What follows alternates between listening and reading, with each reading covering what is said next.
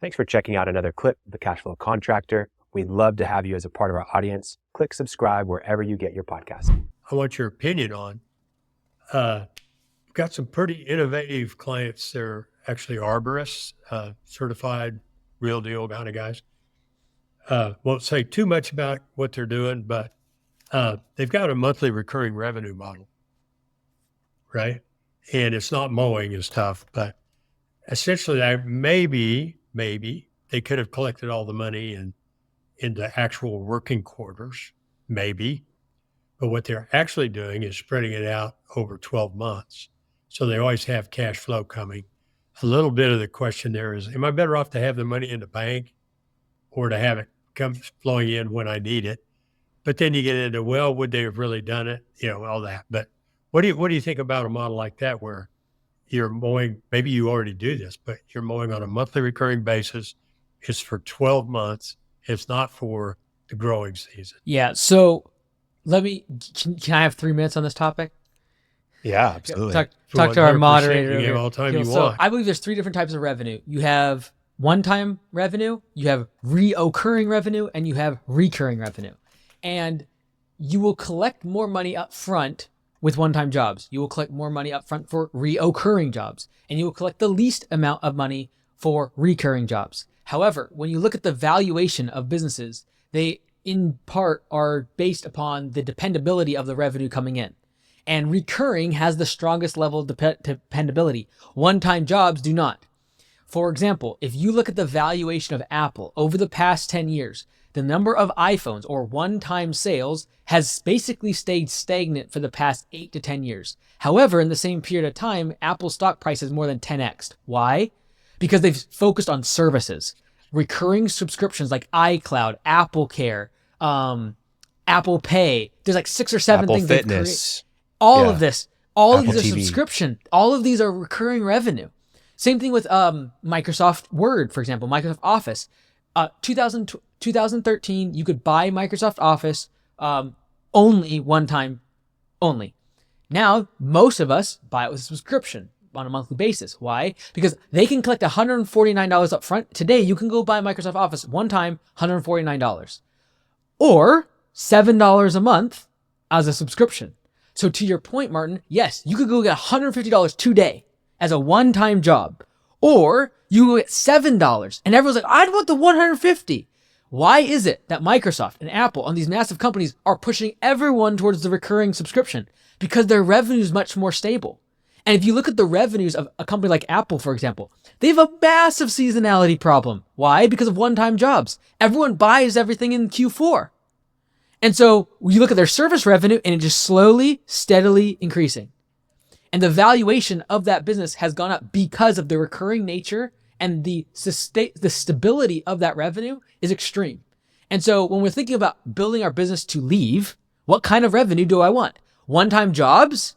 Yeah. Or do I want much more stable streams of income coming into the business? You know, just to put a point on that, not to supplement it, not to change it. You said it's worth more. When companies are valued, very simply stated, it's oftentimes a multiple of their earnings, modified earnings. The multiple for recurring, if the repeated every month ones, if I'm saying it right, recurring as opposed to reoccurring, can be double. I mean, you might get a 5 multiple for earnings, and you might get a 10 or 12 multiple for reoccurring, backed up with a contract, so it's not just going to disappear. But yeah, if you're planning on selling, that's one of the things you need to understand at least. Yeah, you see it more and more. I mean, I haven't seen a lawn care company do that, but I see a lot of these HVAC and plumbing and electrical companies get you on some sort of annual or monthly, and you get tune-ups and checkups included with that, and then maybe a discounted rate for visits, stuff like that. So yeah. Last week I was doing a turnaround for a company, they do about $2.5 billion. They're doing a handyman company. And again, they have a horrible Q4 issue, and they just lose hundreds of thousands of dollars during that time. So it kills them. So what we did is say, hey, look, we're going to offer this new thing that when every time we do a one-time job, I believe you can sell a recurring package. And you're like, well, what do I sell? Like, I did the job. It's done. It's a wall. What do you want me to do? Well, we can sell inspections. We can sell warranties. We can sell maintenance. And these are all things that will bring in more revenue, but also it gets you back on the property, baby. And especially for something like Handyman, where they have a lot of other services, you get to upsell them every single time you come for an inspection. Every single time you come, there's more to do. And so I believe that having more feet on the ground, the ability to sell again, upsell, and having a system for upsells is what makes a warranty program or makes an inspection or a recurring revenue business model extremely lucrative, not only from the stability of the revenue, but you keep selling more one-time jobs because you get on the property more often. Yeah.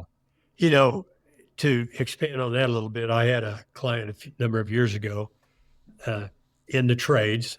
I need to be careful not, but one of the trades was plumbing, right? And he worked almost exclusively for these home warranty companies. And if you've ever had them call you up and offer you that deal, I'm not doing it for that. Well, to give you an example, he would pay $150 to replace a water heater. Well, a water heater, when you buy them by the semi-loads, costs $400. And how do you do that? Well, this guy had really good books, and we looked at them every week. He had 55 to 65% gross profit margins. Now, how do you send a guy out with a thing that costs you $400, install it, get paid $147 or $150 from the warranty company, and have 60% margins? Just what you said.